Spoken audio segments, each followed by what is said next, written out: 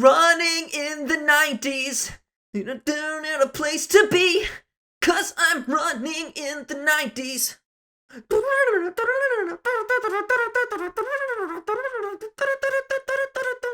what I'm saying?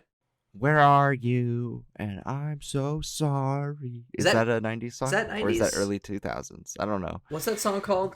Fuck. I don't even know. I think it's like, is it a Blink? I don't know. I think you sang that song during one of our openings of our previous episodes. Did I? Oh, it's Miss You by Blink-182. Yeah, that's what I thought. I thought it was Blink, but is it 90s though? Let's it's like see. on the cusp. What the fuck? What does it say? It doesn't exist. The album is Blink-182. Yeah, but wait. It's 2003. Brandon, you sang it in our 2000s episode. No, I sang Bowling for Soup. I'm so sorry. Damn it. You sang in 1985 in 90s episode. in our night. Wait, No, we're we're out. doing the 90s We're episode. doing it right now. What is happening? What is happening, everyone? What is happening? Everything is just out of control and crazy. Because guess what? It's the 90s. Things are crazy. It's out of control. That's right. We're back to decades on this very episode of Stacked. Episode 40. We've hit another 10. That's crazy.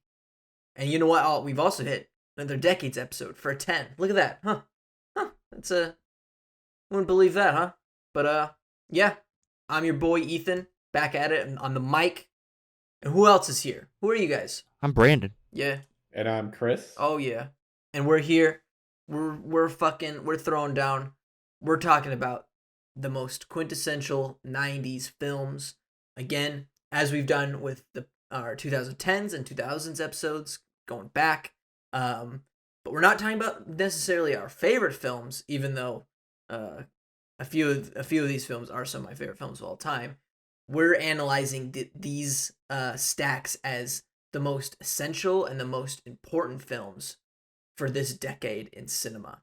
So guys, we're sort of out of the decades where we've really been alive and conscious. You know, we were all born in 1999. We are 90s kids. We can tout that. We can say that, you know. We were born in the 20th century. But we're missing 8 years of context here, or really 9 years of culture, you know. So this is a lot more foreign to us. So like, what was it like sort of putting together this list in a decade that you've never really lived in? You know, Brandon, what was your process? Well, you know, it's like you have the element of hindsight when you're born into a decade and you never really experienced it. So if you were born late in like the 80s or the late 90s or even the late 2000s, I think you very much grow up, you know, with the residual like debris of living in the previous decade, because people around you lived through it, like your parents, maybe your older siblings.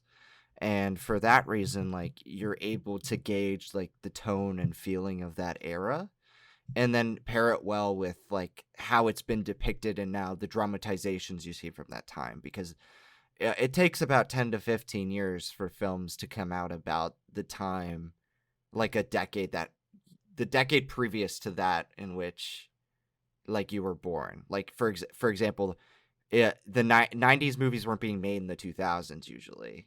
It was like the 2010s when that started to happen, right?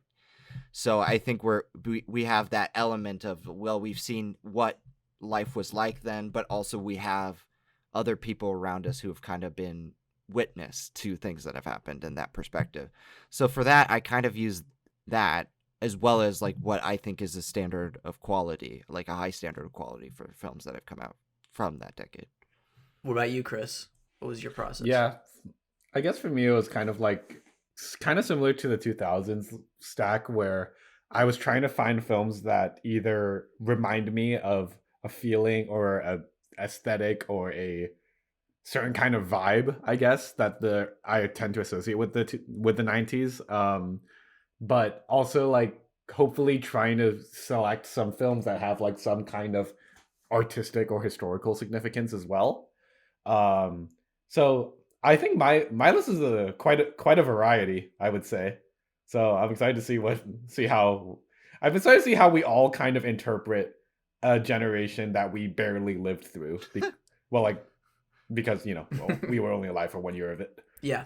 I think I'm on the same page as you. I think aesthetic is an important word now, going back into decades where we haven't really necessarily lived in, you know? So I have I always have, you know, my one pick that's like, I think is huge for like, the sort of technical developments of cinema. I always like including that on my list. And then I have one that matches like what I think of when I think of the 90s aesthetic. And then I have one that sort of, I think, captures this mindset of the last decade of the 20th century and sort of yeah, I'll get into it later when I get into my third pick, but yeah, that's basically that was my thought process.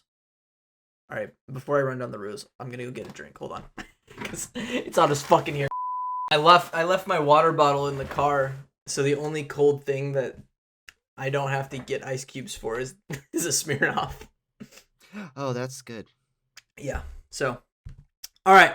And as always, let's run down the rules of the show before we get into our picks.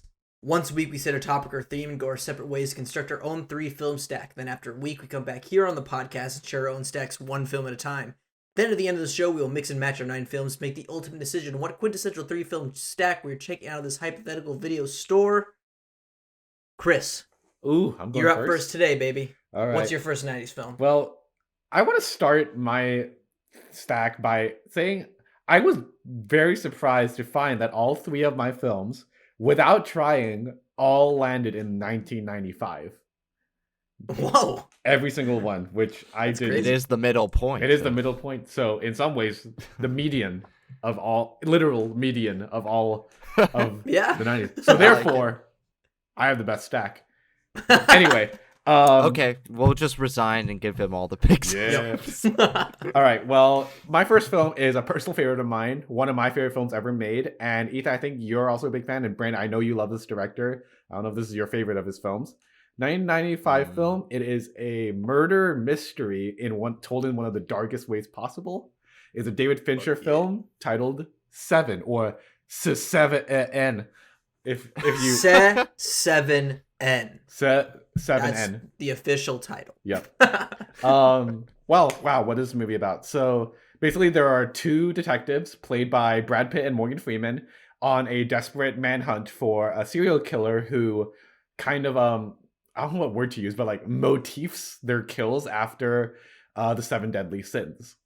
That logline's already fantastic in my opinion. I think that leads so much to a great mystery. But what really makes this movie special for me is like the way it's executed is so dark and grimy.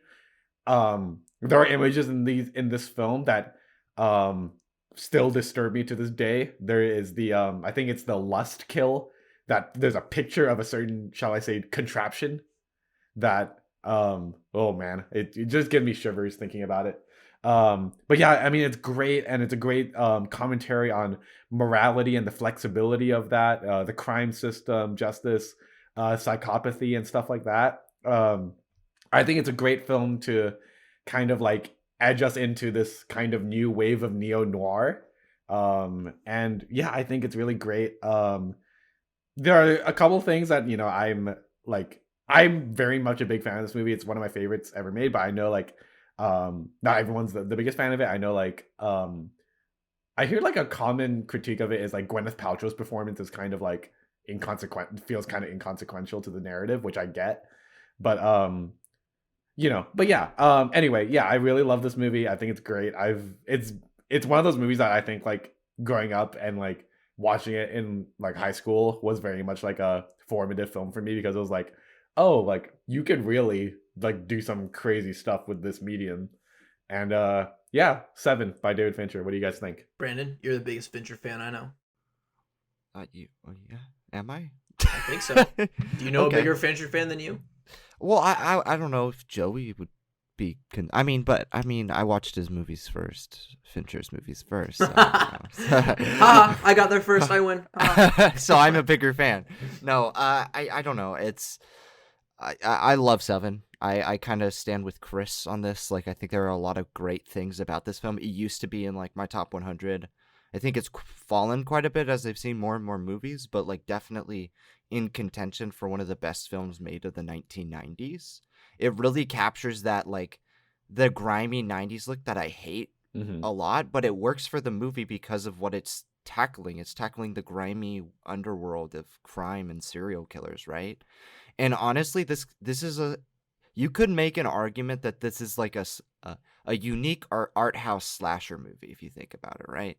It kind of predates Saw in a sense because it's a very similar situation where the killer is tackling the sense of morality in his kills, and it's only through these like little jigsaw pieces that like you really start to get what they mean.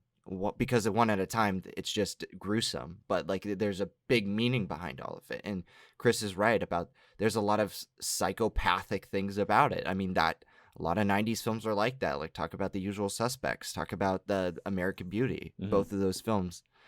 Actually, all three of those films starring this particular person. Yeah. Who might actually be a psychopath. I love his Put in his, those season's greetings are those YouTube those are videos, awesome. right? But that's like the kind of terrific thing that this film does is it hits that nerve, and I think a lot of people don't like it, and it makes them uncomfortable. And Fincher's best at that, but he finds a way to, really, really dig it in. Ethan? Yeah, this is my absolute favorite Fincher film. I think it's one of the first crime thrillers that I watched that actually did scare me, because it's none of this is like fantastical, the kills by the serial killer, but it's like it reaches levels of body horror that it's like beyond anything I had seen before, in such a grounded piece of cinema. Yeah. And I love the dynamic between Morgan Freeman and Brad Pitt in this movie. I think Brad Pitt works best when he's playing off someone else and when he's a supporting character, Sure, he's more of a star in this one, but when he has someone like Morgan Freeman to sort of play off, it's like he's in his element, Yeah.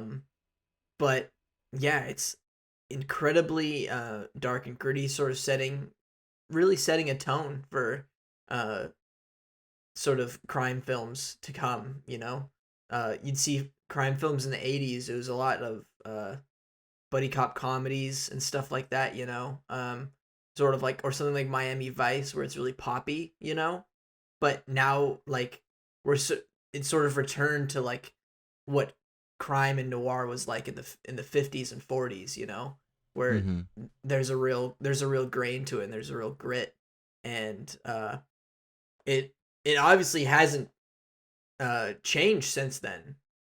I think this really set the standard for crime films moving forward, because hell, The Little Things is literally just a shitty remake of Seven. Yeah, it is. It's awful, but it still does a lot of things that Seven did. Yeah, I mean it's a very similar movie. And to that critique, that Gwyneth Paltrow is inconsequential to the narrative. While I agree, like, she doesn't really get a lot to do, I don't think that's the point. I think you're supposed to know her character so that it impacts the movie going forward. If you see the movie, right, the last third. Personally, my biggest flaw with the movie just has to do with like the pacing of it. I think it can be a little bit of a slow burn, and sometimes I think that's a good thing. I don't really think it needs to be in this case because of how anticlimactic the kind of, you would think there's a moment in the movie, and I don't want to spoil it because Seven's a pretty good movie to go in blind to. Yeah. But if you haven't seen the movie, there's a moment in the movie where every mystery sort of is wrapped up except for one, and it's just in one moment. And while it's shocking, it feels a little anticlimactic based on what the film was building to up until that point. And then at the end of the movie, you get a better ending, I think. But that moment, it's a mixed bag for me. Yeah. I can see that. Yeah. All right, cool. Well, 7. First pick for 90s movies. Number 1, 7. Number 1, 7. All right, so my first pick is you know how I like to start these stacks out. With 2000s, I did Avengers, or 2010s, I did Avengers. For 2000s, I did Lord of the Rings. So this one, I'm doing another like very tech savvy blockbuster. You know, that sort of formed, contributed to how one of the biggest developments in the 90s, which was digital filmmaking. You know, so a lot of films that showcased like VFX came out in this film in a very formalist fashion. You know, you'd have movies like Twister or Jurassic Park, you know, that sort of took advantage of sequences to show off the breathtaking effects that they were working on at the time. But I think no other 90s film sort of utilizes and showcases visual effects better than, guess what, guys? I'm choosing a James Cameron movie this time. I'm choosing 1991's Terminator 2 Judgment Day. Yeah. That's right. I didn't use it for time travel movies, but I'm using it for this one because this movie fucking rules. I love Terminator 2 Judgment Day. It's my favorite James Cameron movie. It's got some of the best action sequences I've seen. And visual effects that still hold up to this day with the T-1000, you know? Sort of that liquid special effect of him going through the bars and like shape shifting into other people and reforming. Even some of that reforming stuff we found out in our class was practical, you know, where they actually like they somehow melted like aluminum or something and like played it in reverse. So like instead of dispersing, it was coming together. And it's just like that's just a cool little trick. And it's got a great story that builds off from the first Terminator, which we talked about in the vegan movies episode. Sarah Connor has sort of been like training for this day to come back, and now she's like a total badass. And we get a spin on Arnold's Terminator, where he's now like a good guy, and he's protecting John Connor. And while I do think the actor who plays John Connor, I forgot his name, is kind of not good. Edward Furlong. Edward Furlong. He's not great in certain moments, but he plays his role just right to humanize Arnold's Terminator, and it just makes for a great experience. This is the only Terminator film I own. I don't know why I don't own the first one, even though I like it, but I remember when I rewatched it, because I wasn't really a fan the first time I saw it, because I didn't think I really knew what was going on when I was a kid when I saw it. But then when I rewatched it, I was like, okay, this is fucking badass. So it was an immediate buy on Blu-ray. So yeah, Terminator 2. What do you guys think of Terminator 2? It's good. What? It's good. You know, I don't know. When everybody's like, "Oh, Terminator 2, it's great, great blockbuster filmmaking," and it's really good. It's a really good movie. Like, there's not a lot of holes in it. The pacing's really great. I feel like the twist in it is exciting, especially if you don't know what's coming. I remember binging all the Terminator movies that existed because I was going through like these action franchises as a kid. And I remember getting to Terminator, and I like had known nothing about these movies, right? If they hadn't leaked online like quotes like, you know, "I'll be back" or something like that, or "Hasta la vista, baby." Right. I didn't know story plot points, and there's a plot point in Terminator 2 that is drastically different from the first Terminator, and it shocked me, and I was super glad that occurred. I think the best part of this movie is the T-1000. I totally agree. Like, the VFX in that movie, and for that character in particular, hold up immensely well. Yeah. Up with most of the stuff in like Jurassic Park. Like, I think both of those movies have lasted time, and I don't know how they have, because we've had Avatar, you know, and that's a visual effects effect, and we have superhero movies every year. Yeah. But yeah, I don't know. There's not really, whenever I hear the love for Terminator 2, I'm like, yeah, I really like the movie, but I don't get like emotional during it. I don't have like a deep connection to the characters. And while it is another step forward in this world, it feels like almost a carbon copy repeat of the first one. Mm-hmm. You know what I mean? I think the appeal for it for me, it's definitely not the story. I don't think the story has ever been super like engaging in Terminator movies. I think this is a franchise that's purely spectacle, you know? And this one just has the best and the most spectacle. Maybe not the most. I haven't seen the other Terminator movies. There's probably a lot of ridiculous shit that happens in those other ones. But You saw Dark Fate? I did see Remember Dark when Fate. she cut the fly in half? You remember that? That was Oh, pretty yeah. big. And Yeah. remember how that one started? Spoilers for Dark Fate. They immediately killed John Connor in the beginning. That was weird. Is that why right? you like it? No, just kidding. No, I hate that movie. That movie was awful. Chris, Yeah. what do you think about Terminator 2? Yeah, I'm kind of like in a similar boat with Brandon in like the sense of like I totally see like why this is such a loved movie. Like it's so well made, it's excellently paced, the narrative is great. Just all around just a solid, well done action film. But kind of similar to Brandon, yeah, it doesn't do much for me beyond like the actual fun of that viewing experience. Mhm.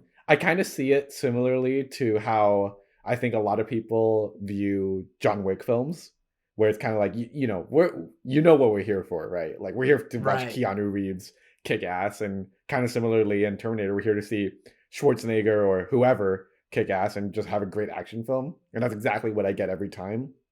Um, and yeah, so like I totally feel like Brandon's like sentiment as well, and like I guess in a weird way, I kind of see this movie in a similar light to. I'm probably gonna get punched for this, but like for similar to like the Fast and Furious movies, in the sense of like they're just really fun.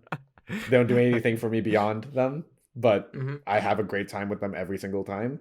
I just acknowledge that T2 is just generally better made than, or like Right. as a piece, as a singular film, excellent, way better made than any Fast and Furious movie.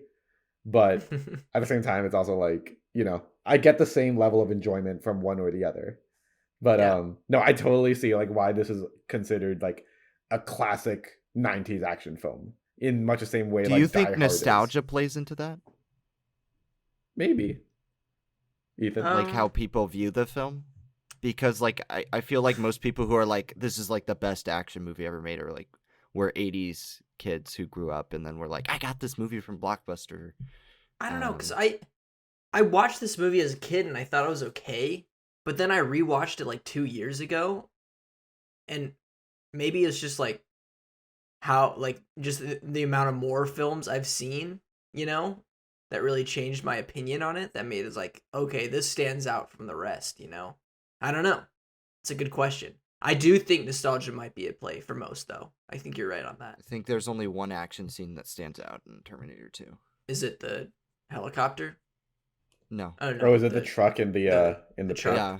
The truck and the motorcycle and the ravine and like The hospital it's scene's cool though, it's a good scene. It's just not like and the it end. doesn't Come seem- on, the end's so cool in the factory. The uh thumbs up, Melton. Come on. that's yeah. What? Come I on. don't know. I mean, you see their relationship develop throughout, like Edward Furlong and Arnold Schwarzenegger's. It just doesn't like get me like everybody else. Okay. Maybe I'm just jaded. Yeah, you old geezer. I'm a jaded Terminator fan. They're not like my Cinema 50s pictures. fan. All right, Mr. Old Man. What's your first pick? All right, for my first pick, we're gonna go with a classic. Gotta go with the 1994 film. I should have won Best Picture. Shawshank Redemption. Ah, Hmm. okay. This is my best of the decade pick. It's not really a film that I believe is really that significant in terms of like 90s style and look and stuff like that. Like I don't think it was pushing the envelope for the 90s. It's just an incredibly well-made film. Like I think this was one of my the last film before Back to the Future to be my favorite film was The Shawshank Redemption. I remember my dad showed it to me when I was like 13 or 14 because I had seen the cover everywhere. It's iconic, that Tony Robbins pose where or Tim Robbins pose where he's standing in the reservoir near the end of the movie and he's like washed off by the rain. And I had no idea what it was about, and my dad showed it to me one night, and it moved me on many levels. And not only that, but the film is an incredible like masterclass in performances and editing and writing because it utilizes a singular setting for most of it, where it's just characters talking and becoming. It gives an inside look at what it's like to be a prisoner somewhere and how that affects people as they move on in regular life and how their life sort of transforms once they come to prison.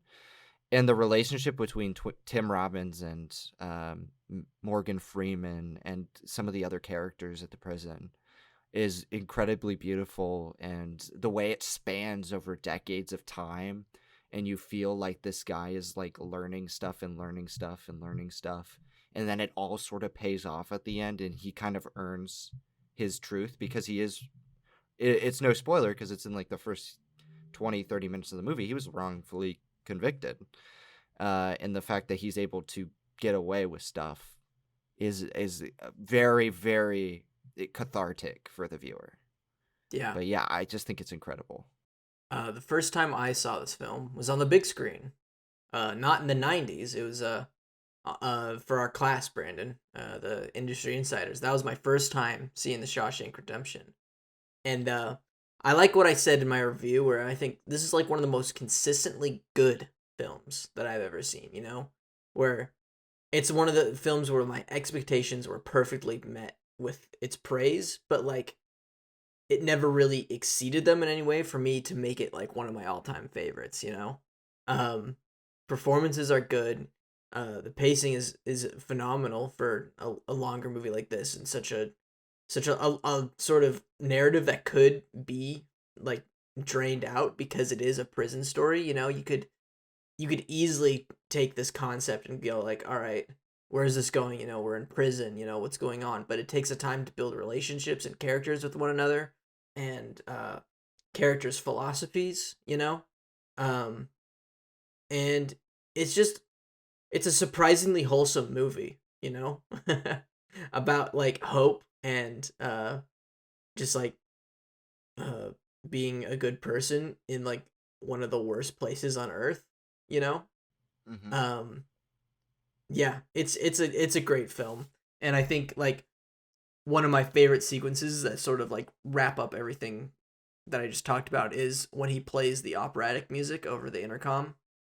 I think that's my favorite scene in the film, where he's just like doing like, he knows he's gonna get punished for it, but he doesn't care. He doesn't care because like he's just like, he wants to celebrate art, and that's sort of, celebrating art is like a privilege in this prison, you know, and he wants to share it with everyone. So it's great. Yeah, it's a great movie. What do you think, Chris? Yeah, I think like one thing that this movie has it's always like been a very like, it's, how do I put it? It's like the pinnacle of like emotional cinema for a lot of people, and for good reason. I think like you said, Ethan, the film like using its narrative to kind of frame this kind of celebration of hope and like empathy and like genuine humanity, I think is really touching. Kind of in a similar sense to like say like how a film's like say Schindler's List is able to articulate that kind of feeling of like hope and like humanity in someone. It ignites that really well. But I think one thing that has aged really well with this film is kind of its critique of like incarceration, and just like, and how like, especially like I don't know if it's maybe like my modern sensibilities kind of speaking on this, but it's like, as I've grown up, I've kind of like started to be like recognize that like there are some major issues, especially in America, about incarceration that kind of need to be, I feel like, need to be resolved like sooner rather than later. But so like, I think this film kind of exemplifies how corrupt and also kind of just like problematic that system can be, and it can often be a hindrance to like humanity as a whole. And I don't know, yeah, it's a very like emotionally touching film, and I love that my first film was a Morgan Freeman film, and so was yours. And yeah, I don't know, it's a deeply emotional film. I honestly haven't seen this movie since I was in high school, and I've only ever seen it once. So yeah, I think it's worth a revisit.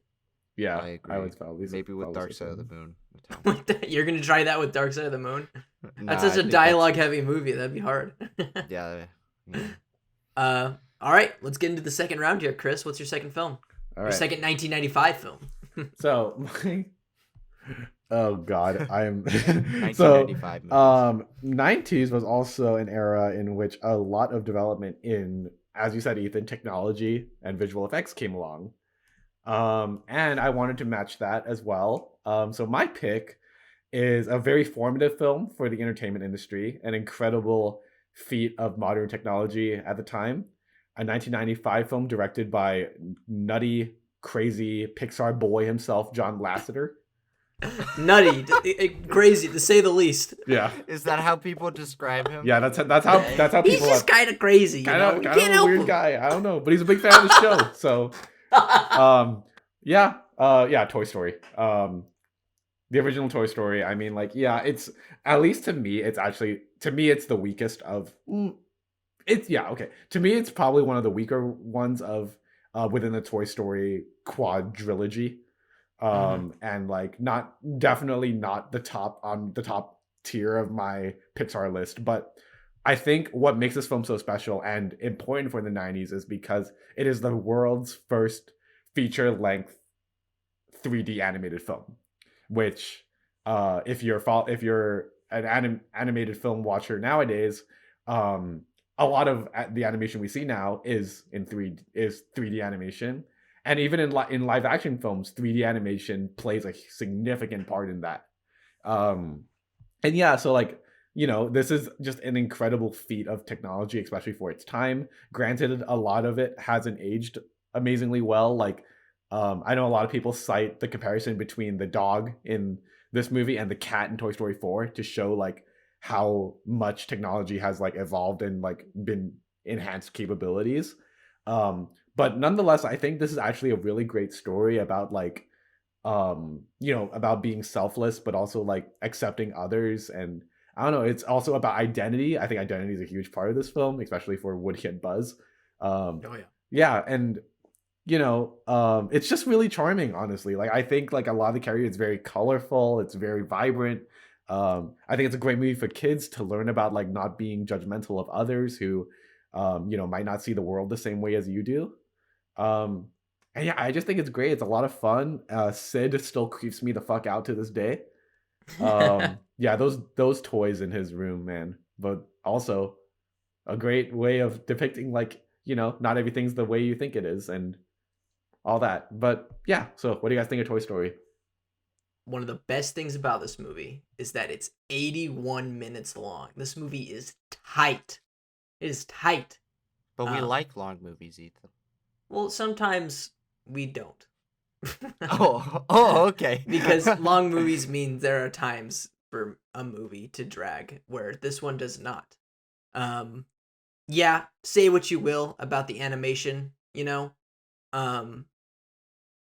most of it. I recently watched it. The graphics are still pretty good, but some of it has not aged the best, especially in comparison to Pixar's other films. But that's like, come on, that's just an evolving art form. You can't really knock it for that, because it's it's the first completely computer graphic animated films.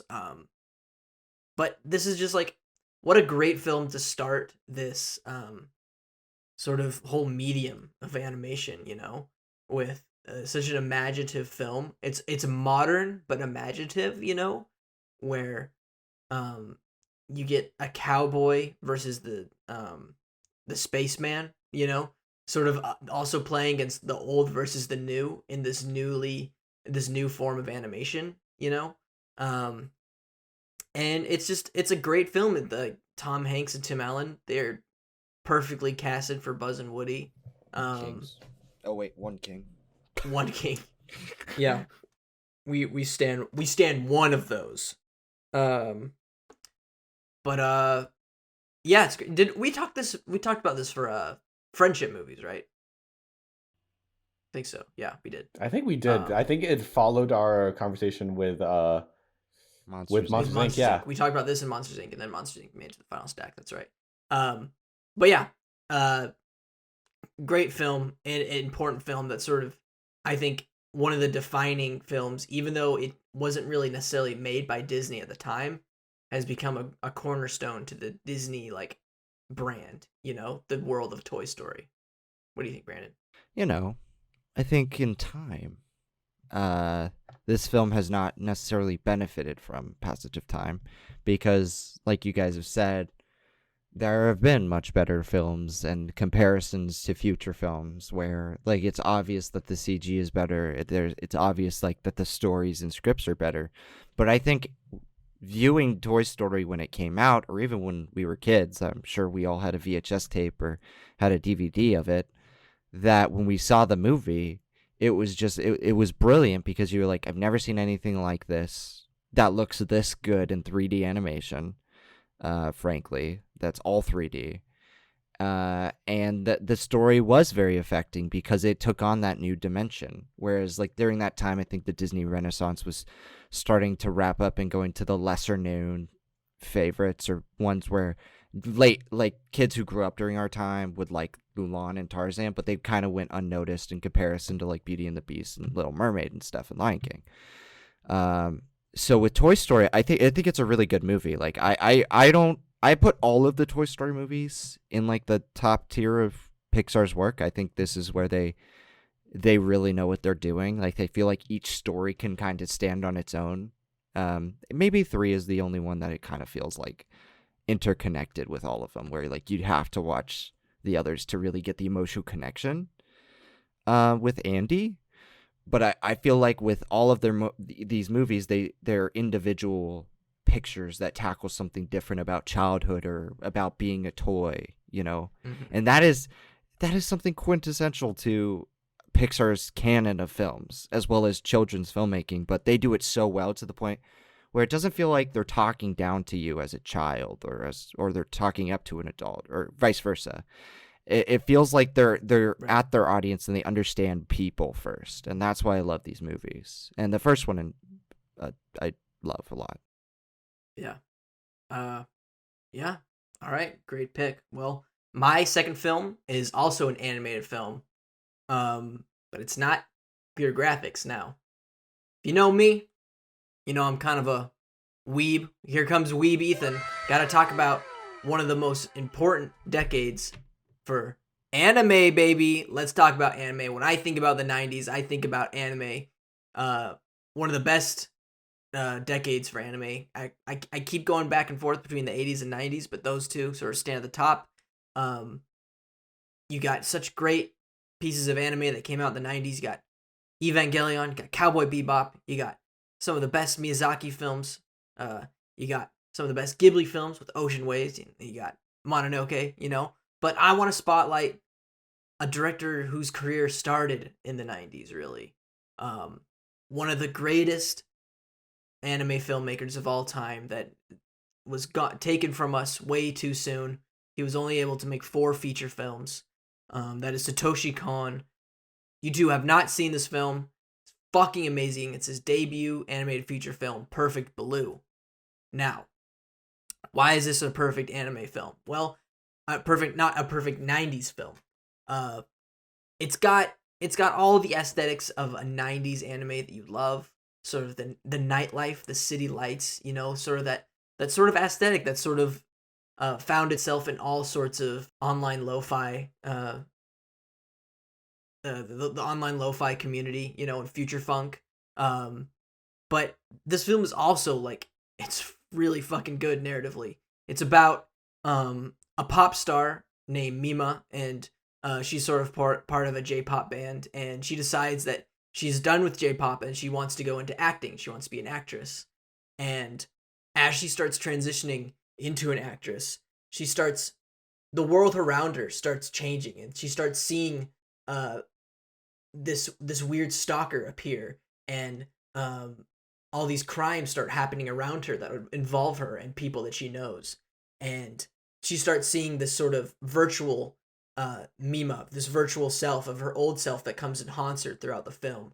And what I love about Satoshi Kon and this film is like, he's a director that's really skilled at sort of tackling the subconscious and taking how we perceive reality and how we perceive like sort of the dream world and translating that into animation, which is sort of like a medium in how we sort of create our own realities through animation, you know? Film is always about capturing reality with a camera, but when you're drawing something and you're bringing that to life, you're creating a reality. So I recently wrote a paper comparing this film to Akira Kurosawa's Rashomon, where Rashomon is about how it breaks down how people can experience reality differently, but that's sort of through the past tense. Where Satoshi Kon, because he's using the animated medium, he can sort of present those theories in the present tense. So we see people's different realities being captured at the same time, but differently in real time. And it's a great analysis of the private versus the public life. Sort of a metaphor for that.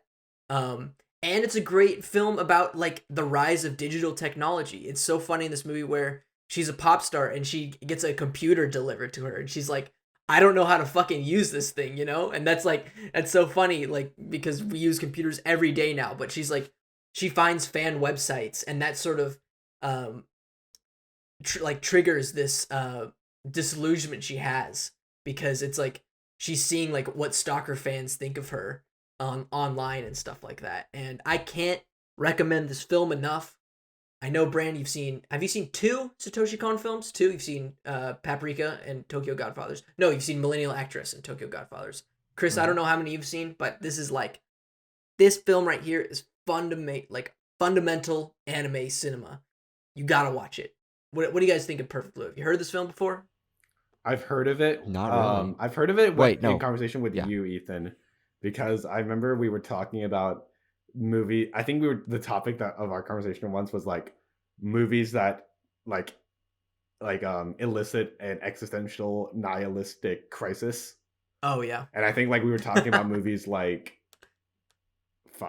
okay, now my mind's blank, but I remember Perfect Blue came up in conversation, and I saw the poster and was like, dang, that was kind of sad. So yeah. Yeah, it's kind of like have you two seen Black Swan? I heard yes, the comparisons between the two are pretty close. It's like this movie did for Black Swan what Paprika did for Inception. So everyone's like, oh, this is just Paprika. So when people watch Black Swan, they're like, oh, this is just Perfect Blue, But yeah, Brandon, what do you think? I mean, I'd heard of Perfect Blue just from... I had never known what it was about before you told us the synopsis, because I didn't know if I wanted to go in not knowing as much. And I still don't know very much about it based on what you said. But I think I knew about it because it's one of the highest rated animes ever. Like, in terms of cinema. Like, for me, I think I'm looking forward to seeing what it's like, because there's this thing with Satoshi Kon, from the 2 films that I've seen at least. Like you've said, Ethan, yes, he tackles the subconscious and dreams in an interesting way. But I think for me, what stands out most about his films is the way he tackles realism and surrealism as concepts. Because on one hand, like, they're very realist films. There's nothing super extraordinary what's happening. You can draw, for Millennium Actress, this is about an aging actress and a documentary crew trying to track her down before she passes away so they can do a documentary about her. Yeah.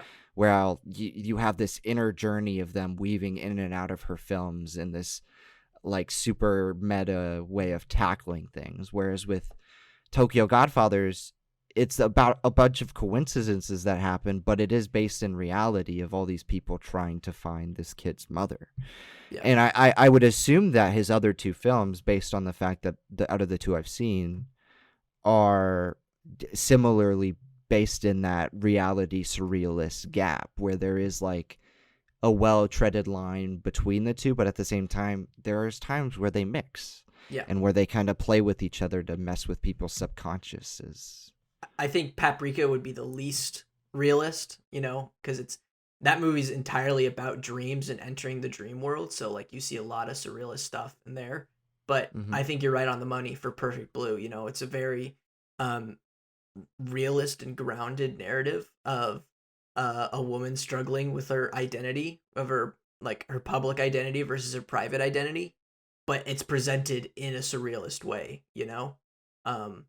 and how she perceives her own reality that's changing around her. And it's a fascinating film. I recommend you both see it. All right, Brandon, what's your second pick? All right. My second pick is a little light.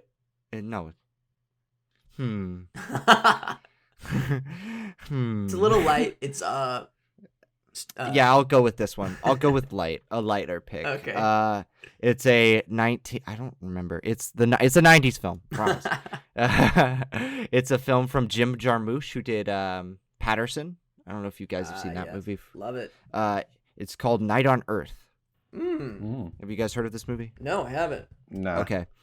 So basically, it's a bunch of these interconnected vignettes about these people from 5 different cities across the whole world.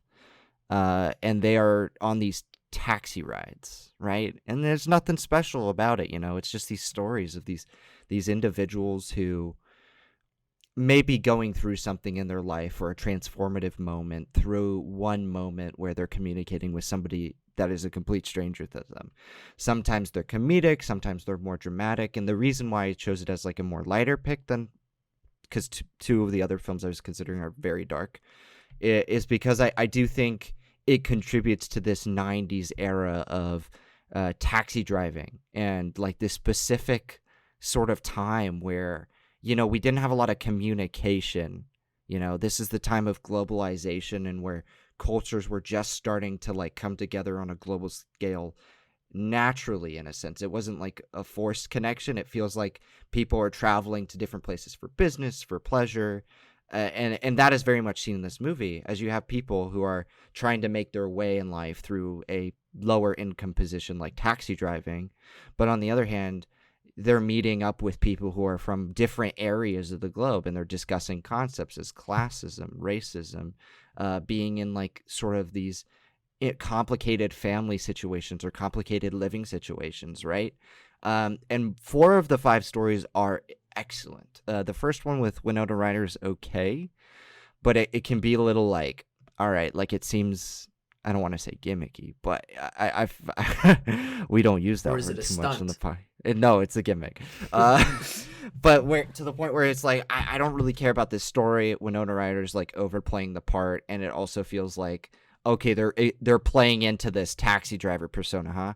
But every other one is based in this sense of like realism. And I as one of the better neo-realist pictures of the past 20 years, I thought I had to, or 30 years now, geez. I thought I had to mention it because honestly, like we don't really have movies that could be made like this anymore. Like my roommate Jack and I were talking about this yesterday when we watched Before Sunrise. And we've had this discussion before as we've been watching a bunch of films from the 90s or early 2000s, where it's like movies like these cannot be made today, not because people aren't creative enough or they don't have the ability to do it, but because it was so much of a simpler time. They don't have that easy out of having a cell phone or being able to like avoid going into a place that they feel uncomfortable to get in contact with somebody. And today there are a lot of shortcuts, but these movies provide no shortcuts. Wow. Dang. So it's kind of reminds me of Paris Je t'aime, Yeah, that was it a Coen? Well, it's a many lot of other filmmakers. directors, but it's just one person who does this time. But it's sort of like that, sort of web of storylines that don't necessarily connect, right? But they sort of do No. connect in their overarching like themes of like of sort of this human experience that we don't really see anymore. You're right, like taxi driving sort of died out in the early 2000s, not in sort of like, again, the late 2000s, maybe the early 2010s, but it's just like sort of like this weird communal thing about people coming together with a goal of like going somewhere. It's kind of like going to a movie where everyone has a goal of experiencing art together, but it's not. A taxi ride is a lot more personal, obviously, Than an Uber. than an Uber. Yeah. That's weird, isn't it? Like, it feels like Ubers are like, they're not as personal because maybe it's like, because it's done through a phone. It's like a scheduled appointment, basically. You're like, all right, gotta go through here, gotta go through this. But like taxi is like, you have to make an effort to get a taxi. So once you're there, you might as well like, I don't know, enjoy it. And like, you don't know how much you're paying for it at first, so it's, I don't know, it's weird. Chris, what do you think?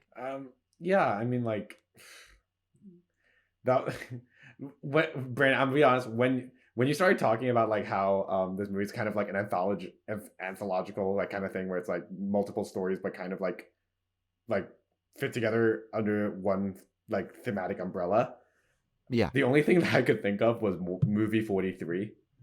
Oh my god. And then my mind It's nothing like that. and then my mind I went blank promise you. right after. No, it's just like it. You're on the money. Yeah. I mean, that's painful. Yeah. I mean, like It's you don't painful. you don't defeated see him, that Chris, kind of I can't movie very believe- often, do you? Like That how hurt. often do you see like a movie that's like made up of multiple like short narratives coexisting? I mean, like the last thing I saw that even resembles that is probably Life Itself. That awful. Oh, and they're usually bad. Yeah, you're right. Like I think the 2010s have done bad for that because maybe it's this, and I might try to diagnose a whole nation or global issue here, but because of the internet, we have shorter attention spans. Mhm. And with Movie 43 and Life Itself, they're constantly trying to grab your attention Yeah. with something. Whereas with like The Night on Earth, it's like, okay, they are obviously connecting these things somehow, and these are all very heartwarming and relatable stories. Whereas with Life Itself, it's like they're forcing it too much to be in a specific tone of voice that is not realistic. And then with Movie 43, they're just trying to make you laugh and have like meme and Vine humor in it before Vine. Before Vine. So clearly not successful because they didn't know what they were going for. Obviously. Vine Does didn't even Vine even exist. exist anymore? No, We it got doesn't. TikTok now. Yes. Yes. TikTok. Yes. Everyone doesn't know we just started all simultaneously flossing and Fortnite dancing. Wow. Good work, boys. All right, well, let's get into this final round here, Chris, with your last 90s film. Woo! All right. Well, believe it or not, it's been a while since this has happened, but this is a movie that neither of you have seen, that I have, which is rare. It's a movie from, as you guys know, 1995, directed by one of my favorite directors, Wong Kar-wai. Oh, It is a movie Oh. titled Fallen Angels. I've heard of this one. It's A lot of people in my timeline are telling me to watch that. it's kind of this it's kind of Chungking Expressy in the sense of like how it has like that double narrative, like one and then the other, but and kind of similarly to the movie that Brandon just talked about, like kind of like unified by this shared theme, and kind of in traditional Wong Kar-wai-esque fashion. It's a very expressionistic feeling film. You know, Wong Kar-wai is known for kind of creating films that are more based on sensation and emotion and your experience, you know, exhibiting these images and sounds, rather than like, you know, putting forward an explicit like theme, I suppose is I'm trying to figure out what's the best way to articulate it, but it's like the way that this film is done is so like interesting to me because it kind of has this frenetic kind of good time-esque energy, but it's married with that kind of romanticized, kind of melancholic, nostalgic kind of feeling of like Chungking Express, which he did the year before he made this. And yeah, so like, you know, this is a great film. I think it does a really good job of like exemplifying this kind of, you know, Wong Kar-wai like feeling of nostalgia and melancholy and feeling kind of dreamlike in this kind of like concrete jungle of a world that the film is set in, which is Hong Kong. Yeah, I don't know. It's just really it's a movie about existing and kind of like finding meaning within your experience of reality. And I think it does that really beautifully. It's very romantic, you know, as is Wong Kar-wai. I actually almost picked Chungking Express when I was putting this together, but I ended up going with this just because I honestly don't think I'll ever bring this up other than that, because I think back to the main thing is that the reason I picked this film for this stack is because I think it has an aesthetic from the 90s, this kind of like frenetic, gritty, grimy kind of frenetic energy. I don't know how to describe it other than that, but it's a texture, I suppose, in the frame that I don't think carried over into the 2000s much, if at all, if well. And yeah, I don't know. This is a film that I think as like I would imagine the 90s feeling kind of felt like this. Like, you know how like when you think about like an 80s movie, there's like references like Back to the Future or I don't, is Breakfast Club from the 80s? It is, right? Yeah. Yeah. Like Yeah, like yeah. that kind of like feeling is Mhm. an 80s feeling to me at least. And Fallen Angels exhibits the 90s feeling to me, which is nostalgia. So what do you guys think? Okay. Um, I need to get more into Wong Kar-wai. I think the more I've sat on Chungking Express since the first time I saw it freshman year, when I was just a little smooth brain boy, and I was like, this is boring. Why do they keep doing the fucking song over and over again and everything like that? But now when I look back on it, I'm like, oh man, this is a really like melancholic film about like loneliness and like Yeah. finding someone, and it's just like, okay, I need to revisit that. And what you're talking about here sort of like sounds pretty similar. And I don't know, it's just like the dude, I think like the visuals of I can only compare this to Chunking because that's the only other one I've seen. Oh, I No, know you've seen it in the for mood. Love. Yeah. I've seen In the Mood, but it sounds like this is more like Chunking because In the Mood is like a Mhm. whole other creature. I feel like. Yeah. Would you agree? No, I would say so. At least in yeah, some level. Sort of like this grounded city life, like it feels almost like, I don't know, like it's very handheld, like Yeah, kind of like fly on the wall organic. into like Yeah. a lot more lower class life, you know? Yeah, just kind of like this is how it is. Mhm. Yeah, I don't know. Yeah, But and I really want to give it a shot. Yeah, I gotta find time to knock out some more Wong Kar-wai. What do you think, Brandon? I like Wong Kar-wai. I love In the Mood for Love, as Chris knows, and as the podcast knows. But on Chungking, I'm split. I love I think it's the second one. the You- first, you like the the second second one, story, yeah. and then the first story to me felt like it was abrasive, like 90s technology, digital scrubbing. And yes, that created this dreamlike sort of trance, but it didn't necessarily work for me, and it took me a little bit to get used to that stylistic choice. Mhm. And this looks similar from the screenshots that I'm seeing, Yeah. so I don't know if I'll like it as much as Chris does. But I know a lot of people have been recommending this movie to me. Of course, I'll watch it because why wouldn't I want to watch one of the greatest filmmakers work, especially when I've liked In the Mood for Love? No, that add this much. to your list of movies you refuse to watch. Oh yeah, I'll add it along Malcolm and Marie and Transformers: The Last Night.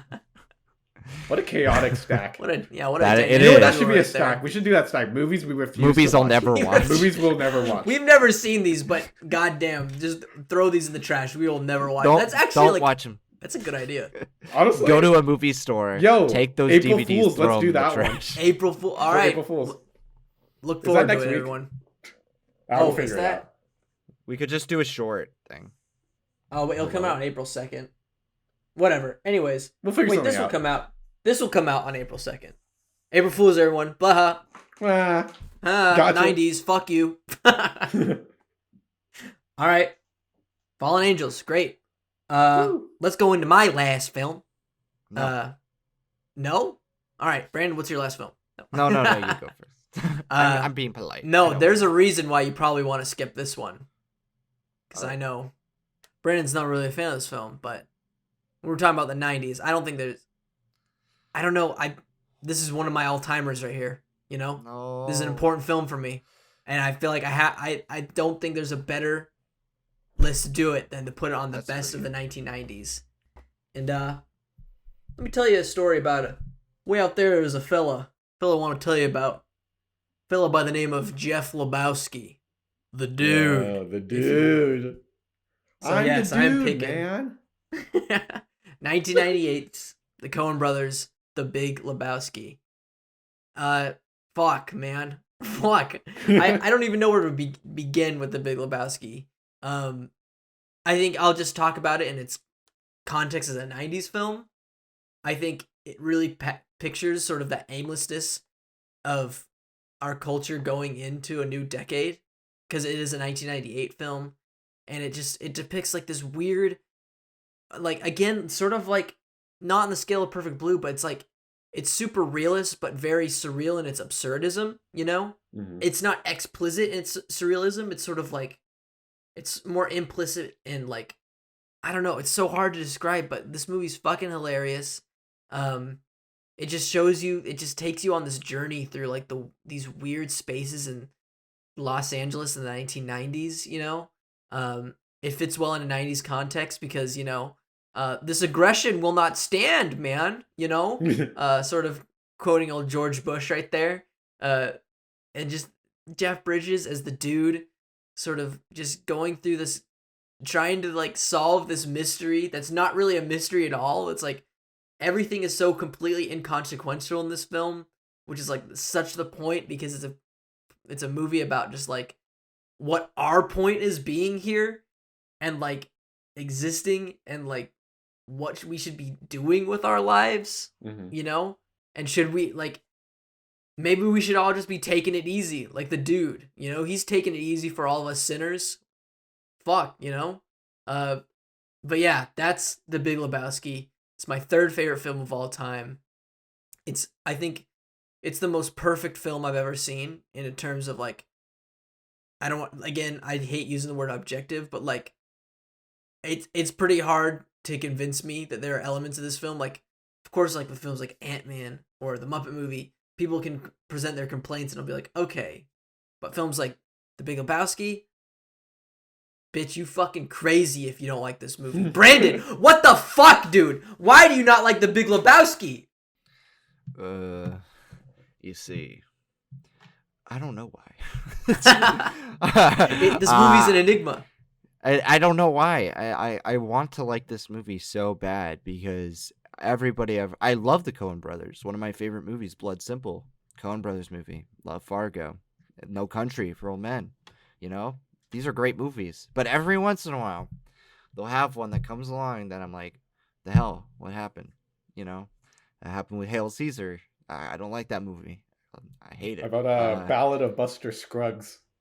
I haven't seen that actually. I don't know if anyone did. You're right, because somebody saw it because they nominated it for 2 Oscars or something. But A Serious Man is another one where I don't think it's built for me, and I think that's the same with Big Lebowski. Like, I've tried twice to watch it. Once when I was in high school, and the second time more recently. And I don't think the humor works for me. Like, there are a few jokes that landed a little better now. But a lot more that didn't land that I thought would land. I do agree. I like the imagery of the movie. I think that's some of the best stuff, like the dream sequences where Jeff Bridges is high at the bowling alley. Excellent, you know? And his camaraderie with John Goodman and Steve Buscemi, also pretty solid. But everything else, I'm like, it doesn't hit me. Like, it feels like a slice of life movie that I'm not interested in. And it feels weird because it feels like it's set in like my hometown. Yeah. You know? Like this whole movie like takes place in like those small things like off Catella or something, you know? When you drive down it's I don't know. And yeah, I can't explain how you feel about it either. Like I can't really argue with it cuz like I don't know. it's just like I don't know. Chris, what do you think about Big Lebowski? I mean, Ethan, when we watched it together, just like a couple months ago now, like that was the first time I ever got to see it. And one thing that I was really taken aback by, which you kind of illustrated, but I'll just go over again really quickly, is like of course I really loved, as Brandon said, like the camaraderie between the central characters and like the acting's fun. At least for me, the jokes really hit. The scene with the urn fucking kills me every time just because the look on Bridges' face is so funny. Just like that. It's the best scene in the movie. I might actually agree with that, yeah. But Ethan, like you said, the thing that kind of like makes this movie meaningful to me, because if we were only basing this film off those first few merits that I gave it just now, it would be a standard comedy. Like, you know, nothing much to me, which is fun. Which, like, you know, some comedies that's totally fine. It could just be a normal comedy, and that's more than enough sometimes.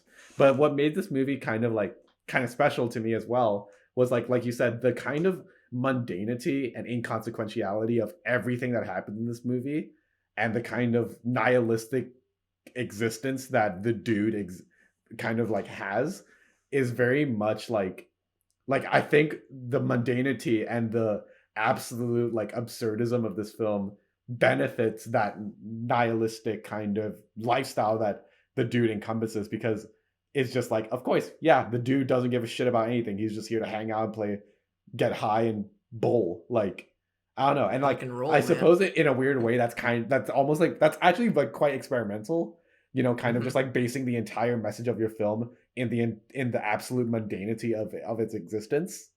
Mhm. So that's really cool to me. I know that I can tell for sure a younger version of me a younger version of me would not. If I were a child, I would find this boring. Is what I'm saying. You know what? You might be right. If I were a child, I'd find this boring. But because my dad and my mom love this film so much, they'd show it to me all the time. And like sort of picking up on their enjoyment, I think sort of formed my enjoyment for it, you know? So when they laughed, I laughed. And that sort of then I sort of figured out why I was laughing. And now I just love it on my own accord, you know? Mhm. All right. Let's get into Brandon. Huh? Wrap this up for us with your last 90s film. I don't know if you guys have seen my last one, but it's a 1997 film from Michael Haneke. He also did one of my picks for the 2000s, Cachet. Oh. I'm choosing Funny Games. Oh man, been dying to see this one. Funny Games. Okay. Talk about it. I saw this. Was it last summer? Oh my god, I don't know. Time is a construct. We're all living in it. And this movie is basically a home invasion movie, right? It presents itself as nothing special. This family is vacationing. They're fairly wealthy, and they go to this townhouse basically to spend their vacation. And then these two guys, a la something like Darren Aronofsky's Mother, just won't go away.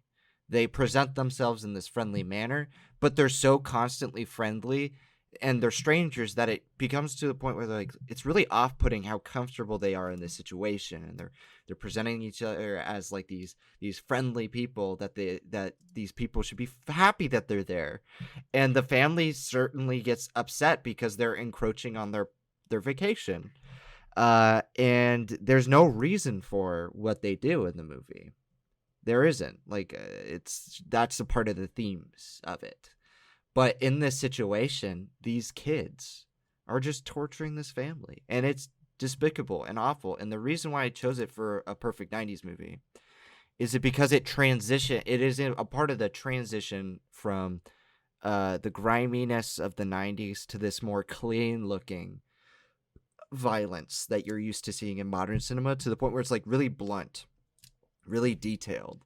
The film also plays with the frame a lot and the way cinematography changed to digital as well, with how the characters have somewhat of a control on the frame. And I'm not going to spoil it, but people who know the movie know what I'm talking about. There's a scene or two in this movie where something happens and you're like, what? Wait, what just happened? Like, I can't believe they just did that. That's like totally out of context or character for what the movie has already done so far. But it's a very meta commentary on the way that cinema has started to evolve with the introduction of the digital camera, and how people view movies and view violence. And this movie is very polarizing because a lot of people I know hate watching violence in movies or seeing people get killed or something like that. Mm-hmm. But to me, it goes further than that in terms of what it's dissecting. Yeah, I think like the 90s was a really important time for censorship really coming back. Mm-hmm. I think mainly because of video games, like sort of becoming really popular at the time. So sort of like this increase in like violence in younger audiences sort of became really worrying for people in the 90s, you know? So it's interesting to see Haneke play with that in this film. Listen, if you draw connections to Mother, I'm in, you know? It sounds like kind of an anxiety nightmare, but that like in the best way Yes. possible. I would choose it for a movie night, but it's intense. Yeah. Yeah. Well, it can't be more intense than Cannibal Taboo, can it? Maybe. But wait, is this is also a fascinating thing where is this the one he remade, or is this because he remade his own Yeah, movie, didn't he? He remade it shot for shot in a different language.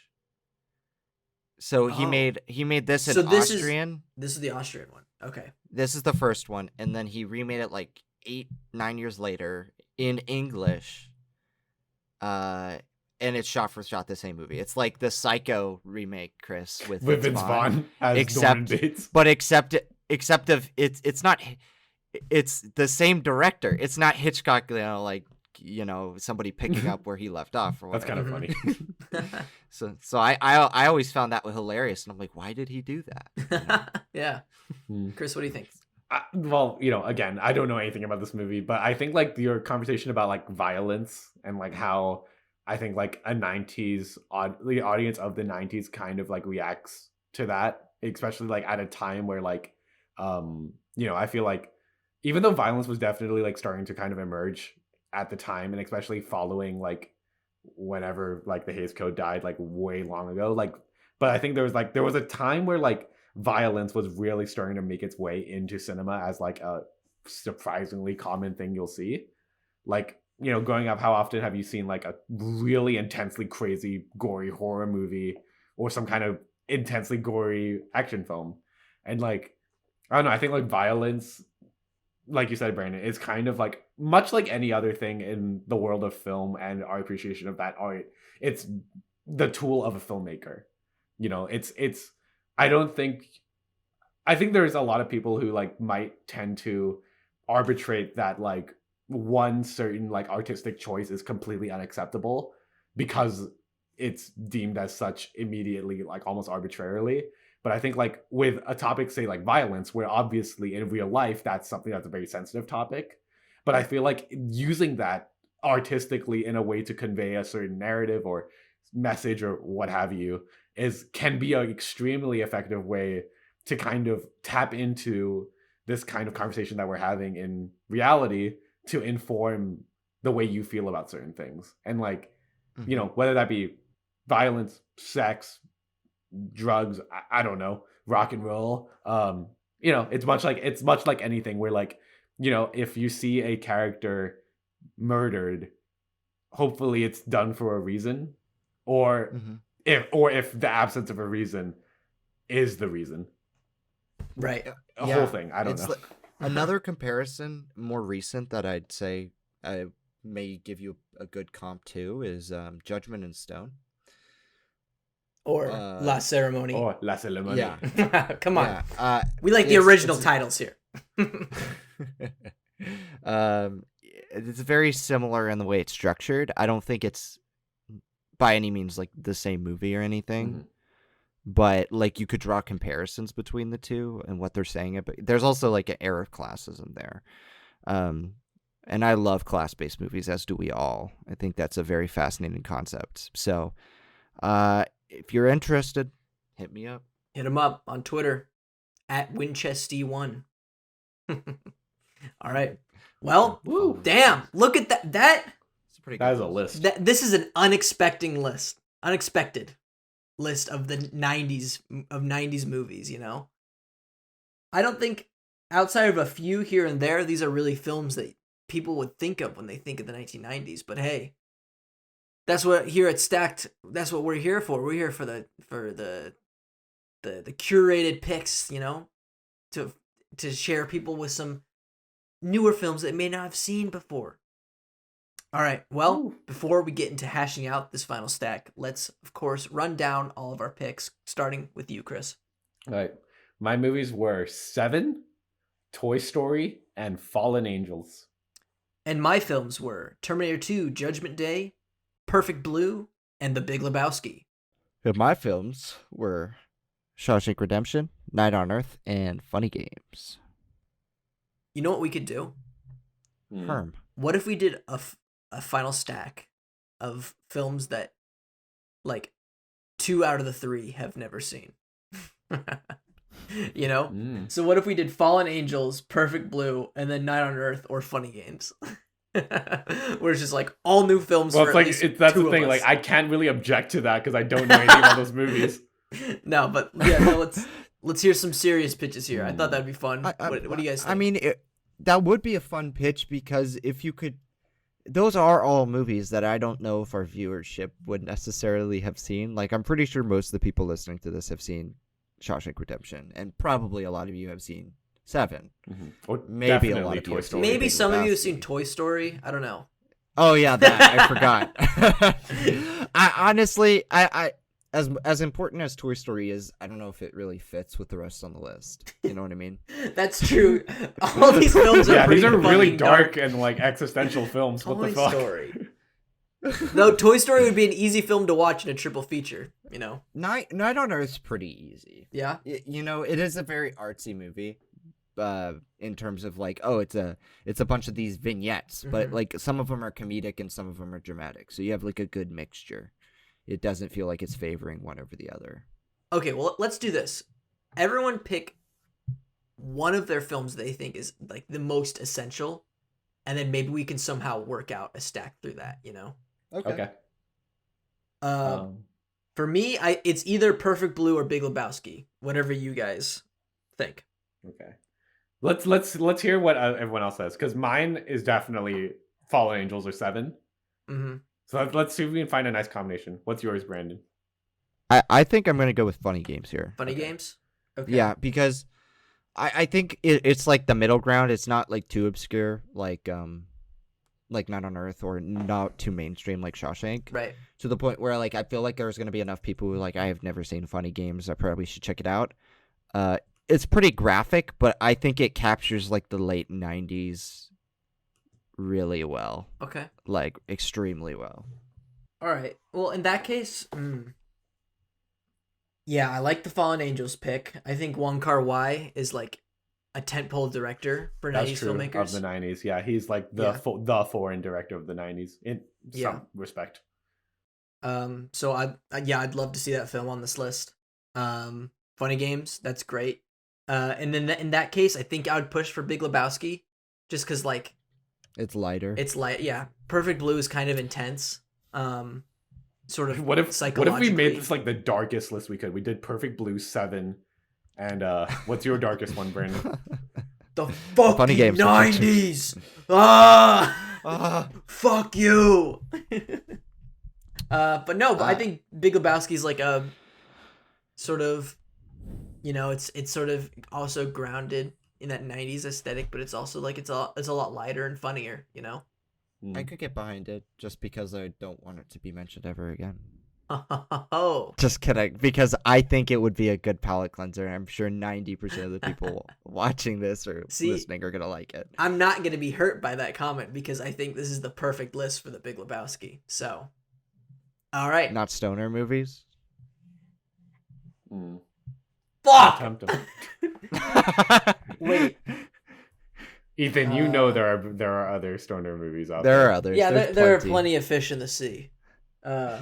Nothing captured nihilism better in the 90s than The Big Lebowski, Yeah, right? But we'll never do nihilism movies, will we? I don't know. We could. That would be a dark podcast. That would be a very sad and like overwhelming. I'd be the only one where it's like, mine's kind of like a cautiously optimistic one. It's not really nihilist, you know? Yeah, like Brandon's the optimistic nihilist. I'm like the moderate nihilist, and Ethan's like, I'm gonna die nihilist. Hey, when did I ever say that? Come on, man. Let's keep beating him up, Chris. Hey, Ethan, No, why I is am your an reality optimistic nihilist. completely warped? Huh? I think nothing matters, but I think that's but- the point that you to do good in your life. I'm not. Bullshit. Bullshit artist. Greasy Strangler, good nihilistic movie. All right. What order? Let's go. Fallen Angels, Funny Games, Big Lebowski. So you end it with the romp. Yeah, and I And I think say Big romp in Lebowski has one of the quotations. best endings in all of cinema. So Sweet. is that cool with everyone? Yeah, Yeah, it's got a finite ending. I like that. Okay. All right. Well, let's run down Stack's official, our third entry in the Decade series, our official most quintessential films of the 1990s, starting with Chris. Woo. So our first film is a Wong Kar-wai film from 1995 titled Fallen Angels, a incredible story of, well, actually an incredible pairing of stories following love, passion, sensation, and emotion. An incredible visual and auditory experience, completely based on your experience as a viewer and your ability to comprehend and feel the image. Feel the emotion. Our second film is the 1997 picture Funny Games. It's a home invasion movie that presents a terrifying parable about classism and violence and the way it affects our society through digital media. Ethan? And our last film is one of the greatest films ever made. It's a perfect movie. We're all in agreement on this. It's a perfect masterpiece film. It is Ethan and Joel Coen's The Big Lebowski. A film about just fucking rolling a J, smoking a J, and rolling some balls and just some pins and just having... That's fucking life, man. And fuck. Yeah, that's it. All right. I mean, what better way to explain The Big Lebowski than that, you know? And No, that'll man, do it. I'm the dude. I'm the dude, man. And that'll do it for our episode of Stacked, the 90s episode. We'll see you guys in a month for 80s movies, but not. We're gonna have a returning. We're gonna guest have for more that episodes in between that. I'm just saying. Yeah, but we're gonna have a returning guest for that episode. Oh, we will. Yes. Everybody, please Our first- welcome. Michael Jackson. There was doo-doo feces thrown all over the walls, the floor, the ceiling, and it stunk so bad.